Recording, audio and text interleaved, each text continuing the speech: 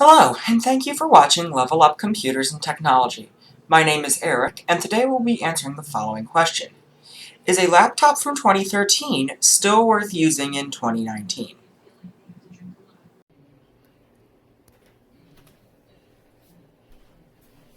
The laptop that we will be looking at today is the venerable Lenovo ThinkPad T440p. Now, I bought this off of Amazon for around $230 refurbished from, if I'm correct, Second Chance IT.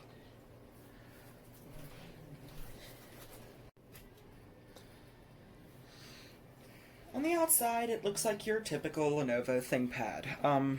It's got the very nice Lenovo Island-style keyboard, which, while not as great as the older keyboards, the new design, introduced in the T430s, allows for the keyboard to be backlit.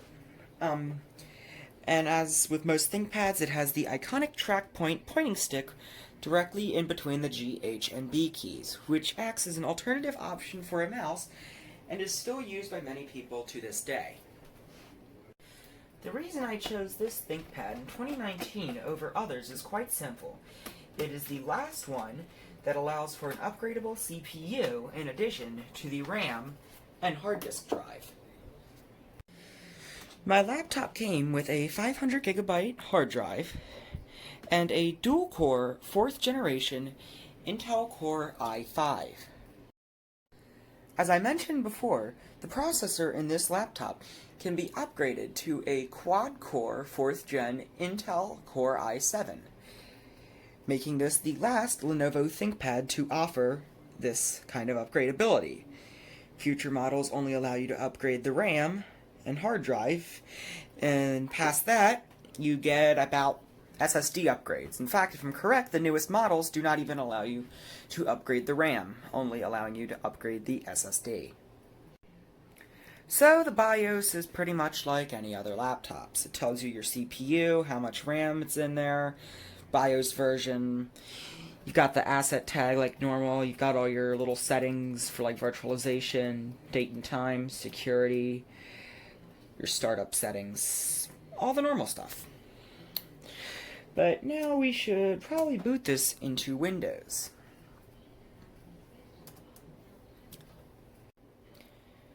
While Windows is loading, I figured I'd show you the Trackpad. Now this actually drew a lot of ire from diehard ThinkPad fans, as this was the first ThinkPad to adopt a new design by Lenovo. Most notably, you can see it in the fact that the hinge no longer locks into place, but is now held in magnetically. The Trackpad almost functions closer to that of a MacBook's, where it is a singular surface with no real buttons on it. The idea is that you're able to get more space to drag the trackpad to move your cursor, and then as you need buttons, you can just press in the designated areas, so left click, right click, and then for the track point nub, because if you're using this model specifically, a lot of you might prefer to use the track point nub, you can use left click, middle click, actually no, this is not middle click. It can be set to middle click, but by default, it's actually scrolling. So while in browsers, middle click will pull up that special area you can drag around, this works differently. This will act as though you're using the multi-touch gestures, something else that this trackpad has. And if I'm correct, it is one of the first ThinkPads to do so. Correct me if I'm wrong in the comments. So now we're loaded. I'm going to type in my password, but I figured I'd show you the backlit keyboard. So I'm going to pause right here and log in to Windows. Okay, so now I'm waiting for stuff to load, and like I said before, this uses the Lenovo Island-style keyboard introduced with the T430, which was the last to use the old Lenovo case design. Again, there are a lot of positives and a lot of negatives to this keyboard. A lot of the older diehard fans believe the older ThinkPad keyboards are better to this, And while I have used both, I actually prefer the newer keyboard. One of the limitations of the older design was that there was no backlight, which for somebody who, let's say a student who's doing an all-nighter, really sort of needs that kind of feature. Honestly, for a high-end business laptop like this, it's really a must that you have to have that kind of keyboard now. And while older ThinkPads did have something called the Think Light, which was a little LED right next to the camera, I just felt it just didn't brighten up the keyboard as well as the built-in backlight. But now that we're into Windows, my model, like I said, I bought refurbished from Second Chance IT. Again, stuff's still loading. They were nice enough to provide a Windows 10 Home for Refurbished PCs license. However, considering I do a lot of IT work, and that I have 2 IT certifications, and do all sorts of repair stuff, I just felt that Windows 10 Pro was better for me. I use that on my computer, my desktop, and I try to use that on all my laptops. So, again, I have the typical Windows 10 setup. This laptop has full support for Windows 10, and if you have a model with a fingerprint, which regrettably I did not get, it actually has Windows Hello support. So as for the display, mine has a 1600 by 900 TN panel. Now, the lowest end option was a 1366 by 768 TN panel, or if you want to upgrade them, and these are all swappable out as these can all be swapped out as well, actually.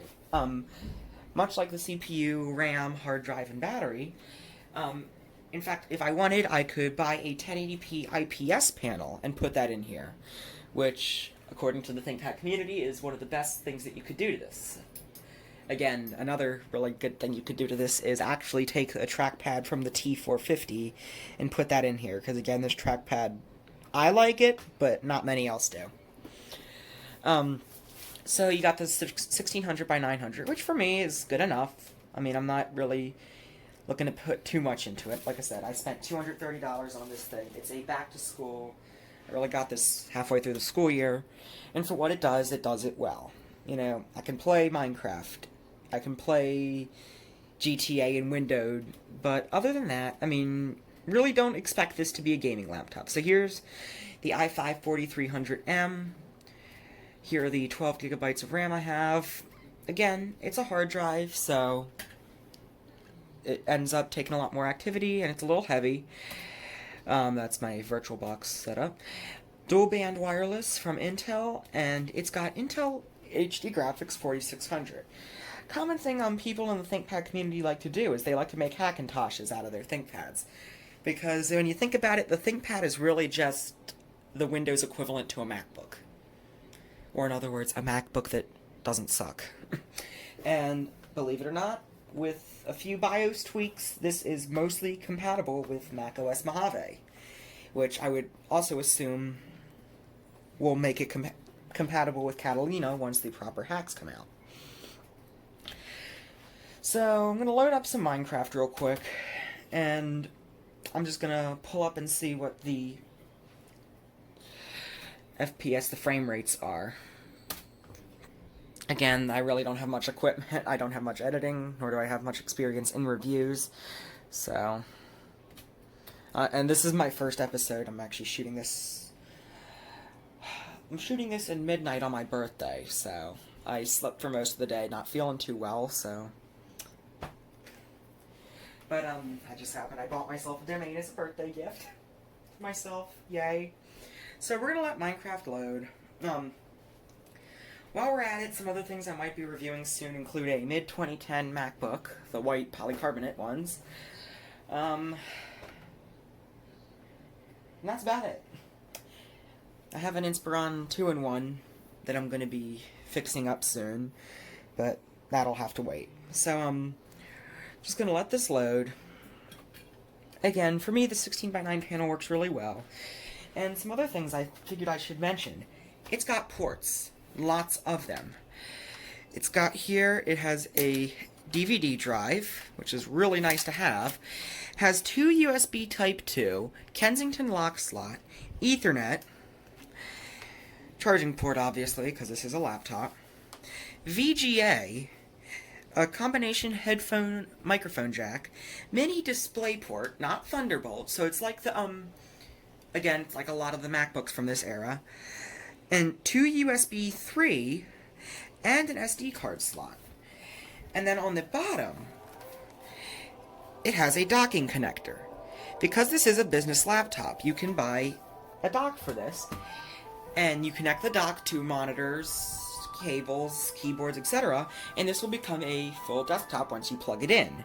Granted, you'll still be using the Intel HD graphics and the i5, because all it's really doing is creating a few extra ports. So, yes, it is technically a desktop because it is on your desk at that point, and on your desktop equipment, but it is not, you do not have the power of a full-blown Windows desktop. So now we have Minecraft loaded. So we'll go into single player, and I'll just create a test world.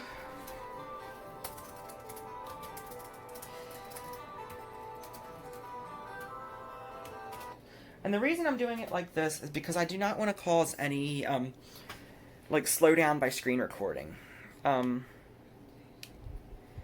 So I will load the debug menu. Another thing I should mention, the VGA port on here, it's a screw-on. You actually can screw a cable in so you don't accidentally yank it out mid-presentation. And in addition, the VGA port makes this a great way. Like, if you have a school with older projectors and you have to give a presentation, you do not have to worry about not having ports.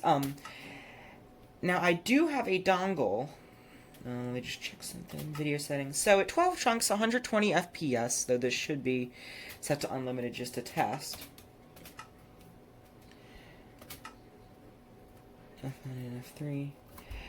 So here we're getting about 24 FPS at the default settings. 27. So while it's not incredibly great at playing Minecraft, it's not incredibly bad at playing Minecraft. In fact, I turn down the settings quite often just to get a better frame rate with it. So as I was saying, it's got tons of ports. And as for the display port, it also carries out HDMI with audio. So here's a 3-in-1 MacBook dongle that I had gotten. I had actually gotten this for a Mac Mini. Has DVI, VGA, and HDMI. And if I plug this in, and plug this in through HDMI, it will actually transfer the audio through HDMI. Meaning that if you have something like VLC Media Player, because why on earth would you pay $15 for the DVD player when it used to be free, and you have VLC, this could actually make a decent laptop to, like, put stuff up on your TV. Again, that's not what it's meant for. It is a business laptop. So, what good would a business laptop be without business software? So I installed a copy of Office 2010 because that is honestly the best version of Office in my opinion, and it's not 365. And I also have stuff like Wacom Tablet. In other words, this will really run most of what you need. In addition, we can try out Pokemon Uranium, just as a test. I will say, Windows 10, this isn't really something a ThinkPad's fault. It's just that this is running Pokemon Essentials and Pokemon Uranium. These other fan games run on an older piece of software which only has 32-bit mode on it. So you really can't fault this for running slowly like this. But, and having lag. I mean, it runs 2D games pretty well as well. I'm sorry, I'm just, honestly, I don't know where I'm going with this. Again, I'm recording this in the middle of the night. But, yeah, Pokemon Uranium, it'll play that too. So, I mean, you can get some light gaming done. Again, don't expect to play something like Tomb Raider on, like, 1080p Ultra, 60 FPS plus. No, just the thing about this laptop is you gotta set your expectations within a reasonable. It'll play Minecraft. If you put it in windowed and at a low enough resolution, it'll play GTA Online. It'll definitely play games like Portal and other Source Engine games It's good for light gaming, is what I'm trying to say. So, I mean, I don't even know where I was going with that. I just lost my train of thought. This really, I feel like it makes a great back-to-school laptop. In fact, there have been people asking me on Facebook whether they should get a MacBook, and while I do have older MacBooks, I just can't, in good conscience, recommend the newer MacBooks. Between the keyboard issues and just the general lack of build quality, I actually recommend these ThinkPads, and specifically the T440p. Again, that P means performance on the end. So this is more powerful than the T440, while the T440S is the slim, less powerful version of that. So this is, and again, for $230, this is not bad. I mean, you're getting a full Windows 10 experience on a former flagship laptop for a really good price. I mean, this laptop works better. This laptop does everything better than my 2015 HP Stream. And it's only maybe a few, like 10 or so, $20 more than we paid for the HP Stream. So if you're looking for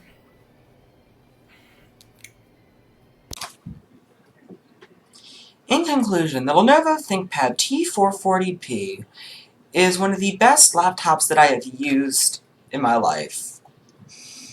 And for under $250, it makes a great student laptop for somebody who needs a decent amount of performance and upgradeability, but is on a tight budget. And I mean, just to prove to you how tight of a budget I am on, I mean, I get most of the computers that I have right now are either old family computers, donations from people and family and friends. And this setup is very janky right now. I'm using an old, who knows how old, pop-up table. Honestly, the newest computer I have is my gaming rig, and that was built brand new for my 16th birthday. So with that said, I thank you for watching the very first episode of Level Up Computers and Technology. I hope to do some more detailed, more fleshed out, more scripted, maybe, videos in the future. But if you like this and you want to see more, please like, comment, and subscribe. And if there is any technical stuff that you need help with, feel free to reach out to us on Facebook. Facebook.com/levelupcomputersandtechnology. My website, levelupcomputersandtechnology.com, will also provide a copy of this video. And I hope to have some more stuff online soon. So thank you for watching. In conclusion, the Lenovo ThinkPad T440p is one of the best laptops that I have used in my life. And for under $250, it makes a great student laptop for somebody who needs a decent amount of performance and upgradeability, but is on a tight budget. And I mean, just to prove to you how tight of a budget I am on, I mean, I get most of the computers that I have right now are either old family computers, donations from people and family and friends. And this setup is very janky right now. I'm using an old, who knows how old, pop-up table. Honestly, the newest computer I have is my gaming rig, and that was built brand new for my 16th birthday. So with that said, I thank you for watching the very first episode of Level Up Computers and Technology. I hope to do some more detailed, more fleshed out, more scripted, maybe, videos in the future. But if you like this and you want to see more, please like, comment, and subscribe. And if there is any technical stuff that you need help with, feel free to reach out to us on Facebook. Facebook.com/levelupcomputersandtechnology. My website, levelupcomputersandtechnology.com, will also provide a copy of this video. And I hope to have some more stuff online soon. So thank you for watching.